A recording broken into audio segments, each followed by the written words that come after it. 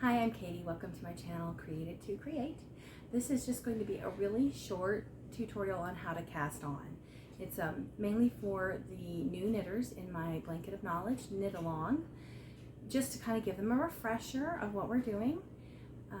The great thing about knitting is if you know how to knit and you know how to purl, everything else is a variation on those two skills. So hopefully this will be just enough to kind of refresh your memory so you can cast on your next project. Alright, so the first thing I'm going to need for a longtail cast on is a long tail. So here's the end of my yarn, and I'm going to only cast on about 10 inches, so I'm going to pull out about 1.5 feet. When I cast on for larger projects, I usually use about a yard for every 20 to 30 stitches, just depending on how thick the yarn is and how thick the needles are. And yes, sometimes I have to cast on more than once to get the right length of tail. It's not perfect, but I usually can figure it out pretty quick. So once I've got my tail off to the left here, I need to make a slip knot. So in order to do that, I am going to twist, and then I'm going to reach down below and pull through. I'm going to show you that again. I'm just going to twist, reach behind and below, and pull through. Once I have a slip knot, I am going to bring my needle around, put it through the slip knot, and pull it snug. So now I have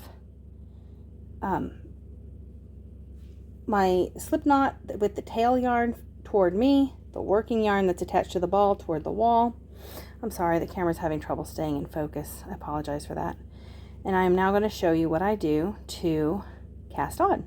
So I find that people tend to remember things better if it's kind of silly. So this is kind of silly, but you basically have like a little door here that you can get up in between. So what I'm going to do is I'm going to make a Tweety bird, and my Tweety bird is going to stick its nose where it doesn't belong and get startled. Ah! When it gets startled, it grabs on to the first thing it feels. And then what startled it was a gun. And now you can see here I have a gun with my hand. And from here, it's mostly a tactile thing. I slide up my thumb. I come over here to this pointer finger. I slide down the pointer finger, back to the thumb, and I take my thumb out. That was one stitch. So I'm going to show you all of that again, okay? I have a Tweety bird. Tweety bird sticks its nose where it doesn't belong and gets scared. Grabs onto the first thing it sees, and what it saw that scared it was a gun. Now here's my gun. I'm going to go up the thumb. I am going to go down the finger and into this hole that my thumb is in and take my thumb out. Now I have 3 stitches. So I'm going to show you that again. Through the hole, gets scared. Oops, sorry, you can't see that. Through the hole, gets scared, grabs on, sees a gun. Up the thumb, down the finger, in the hole, your thumb comes out, and that's another.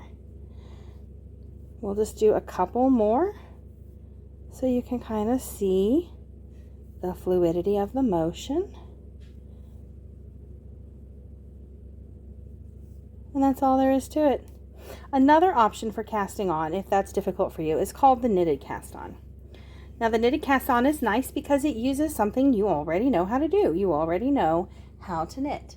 You will need both of your needles for this cast on. So what you're going to do is you're going to start out as if to knit. And you are going to knit 1 stitch, except you're going to stop before you remove it from the needles. Instead of sliding this stitch off like you would normally do, you're going to turn the needle in your right hand away from you and put it back on the left hand needle. We have added 1 stitch. Let's see if I can get it to focus a little better and try that again. So we're going to knit 1.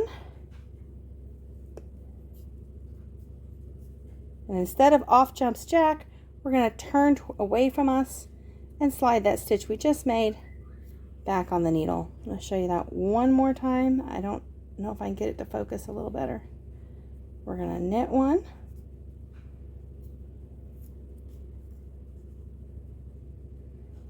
Point toward the wall or away from you and slide that stitch back on the needle. Now knitted cast-ons for me tend to be kind of tight, so you have to watch your tension if you're using the knitted cast on. All right, I hope that was useful for you. I'm also going to be putting up a short video on binding off, so stay tuned.